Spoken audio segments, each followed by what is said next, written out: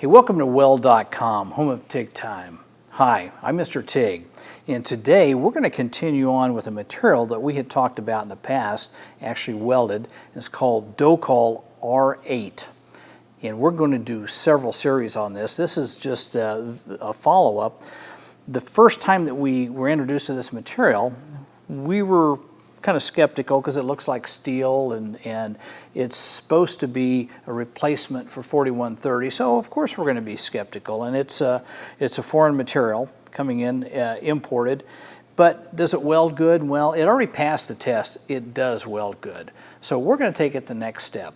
Now, I went throughout the racing industry to find out why you would possibly want this. Why replace 4130 chrome moly? It's great stuff. It's been around for years. And I talked to a couple of drivers. Now we're talking some of the grassroots drivers who are in the quarter midgets, and you know, that type of racing is really pretty spectacular. But what I didn't realize is these drivers are looking for a certain flexibility in the frame while they're driving. And apparently this material gives them that. So I can understand now a flexible frame versus a rigid frame. So there definitely is a need. Now the real need though is once you build this, is it strong enough? And the guys are asking, can we repair it? Are there any consequences to repairing it? Nobody had the answer. So we're going to give you those answers. We're going to continue on, and we're going to take an existing weld and we're going to slice and put a groove in it just like it was a cracked frame. Now the reason we're doing that is because it's like making a second weld. What happens to the properties of this material if I make a second weld? And what if it cracks again near the end of the season and I weld it up again? I got a third weld. Does it change the grain structure? Does it change the hardness of it? Well, we're going to share that with you. So what I'm going to do today is I'm going to go ahead and put a groove halfway around this material. I'm going to cut right into it, and it may even be a slot. So then I'm going to weld it up again. So we're going to call that the second weld, or R2 if you will. And then we're going to go into a lab, cross-section it, and we're going to do micro hardness. We're going to go into the parent material, the heat affected zone, and then the actual weld to see if there's a difference from the first weld to the second. And you're going to be able to see it side by side. So let me get my grinder out, and I'll prep this and I'll show it to you just before I weld it. I'll be with you in just a minute. Okay, what I did with this material is I took my Dremel. I've got a little slitting wheel, a little abrasive wheel, and I cut a slot almost 180 degrees. And when I say I cut a slot, I'm trying to represent a crack. And as I look down through the tube here, I can see daylight. So I know that I broke through, which would represent a crack.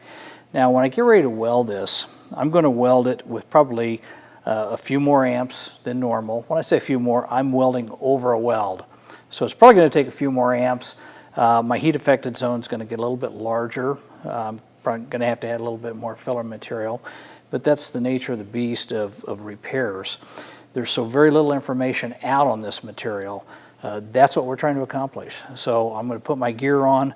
I'm going to make a weld on here. I'm going to use ER80S D2, which is exactly what the primary weld was made of, and then see how it welds up. So let's see if it passed the test.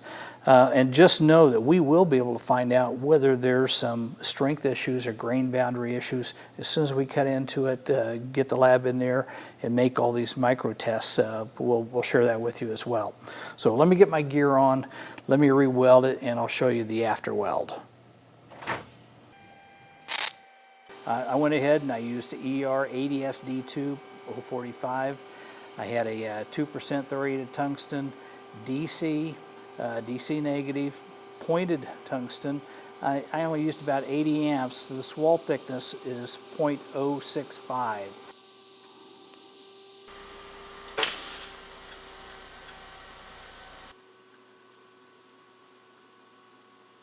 So argon 15 to 20 CFH, just like it did the original weld.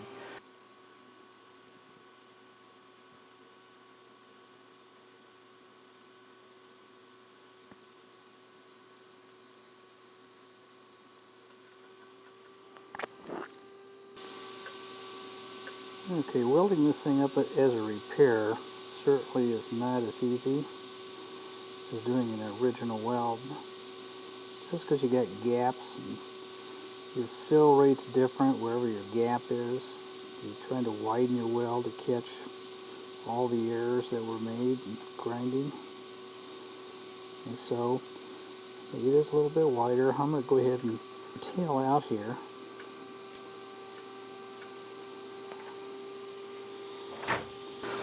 Okay, so you can see during the welding process, it's just not as easy. And when I say that, you've got different widths that you're dealing with. You've got these Grand Canyons that have been ground out, and that's normal. That's field repairs. So when you get a brand new part and you get brand new fit-ups, you can make a weld look fantastic.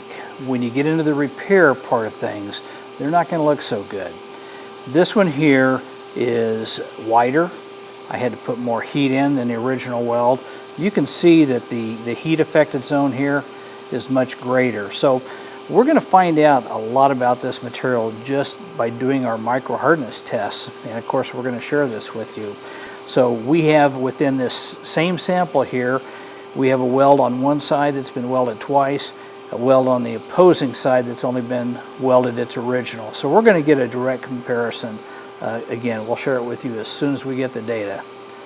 Thank you for watching TIG Time. I'm Mr. TIG.